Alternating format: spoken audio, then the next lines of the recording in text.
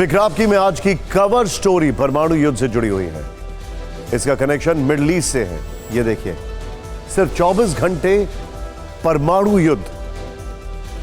ये बहुत बड़ी, खमेनेई और एक तरफ नेतन्याहू, सिर्फ 24 घंटे परमाणु युद्ध। ये बहुत बड़ी खबर है। गाजा में चल रहे युद्ध से जुड़ी खबर है। इजराइल के खिलाफ एक नए फ्रंट से है, लेकिन उससे पहले इजराइल हमास संघर्ष में इस वक्त की सबसे बड़ी खबर, गाजा युद्ध से इस वक्त की सबसे बड़ी खबर। ब्रेक करिए। हमास ने आईडीएफ को पहुंचाया बहुत बड़ा नुकसान।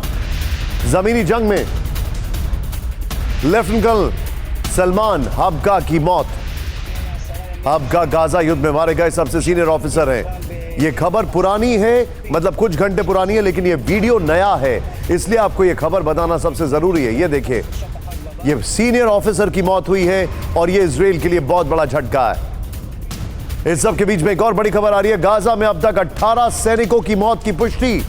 7 अक्टूबर से अब तक इजराइल के 333 सैनिक मारे गए। This is really big. Israel की सेना के प्रवक्ता का बड़ा बयान, हम गाजा में भयंकर युद्ध का सामना कर रहे हैं। आईडीएफ ने कहा यह बहुत बड़ी खबर हम आपको बता रहे हैं। गाजा के हालात बहुत बेकाबू होते जा रहे हैं, खासकर इजराइल के लिहाज से, आईडीएफ के लिहाज से।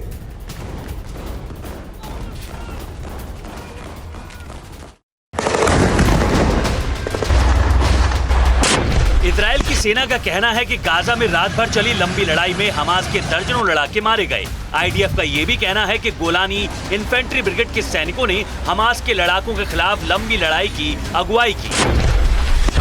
उन लड़ाकों ने आधी रात सुरंगों से निकलकर इजरायली सेना पर घात लगाने की कोशिश की।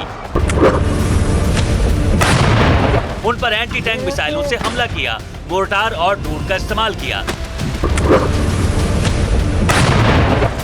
जवाबी कार्रवाई में 20 लड़ाके मारे गए, जबकि 10 वहां से निकल भागने में कामयाब रहे।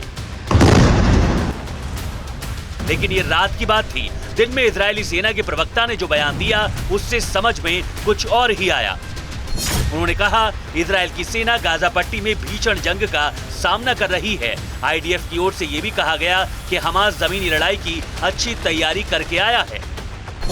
इसकी पुष्टि इससे भी हुई कि गाजा युद्ध में इजरायल ने अपने सबसे सीनियर अधिकारी को खो दिया। लेफ्टिनेंट कर्नल सलमान हबका 53वीं बटालियन में 188वीं आर्म ब्रिगेड के कमांडर थे। वो गाजा युद्ध में अब तक मारे गए इजरायली सैनिकों में सबसे सीनियर अधिकारी थे। उनका मारा जाना इजरायल के लिए बहुत बड़ा झटका है। लेकिन नुकसान इतना भर नहीं है। हमास ने गिवाती ब्रिगेड के 10 सैनिकों को भी मार गिराया। गिवाती ब्रिगेड की नामेर आर्मर्ड व्हीकल को तबाह किया। हमास ने उन पर एंटी टैंक गाइडेड मिसाइल से हमला किया था।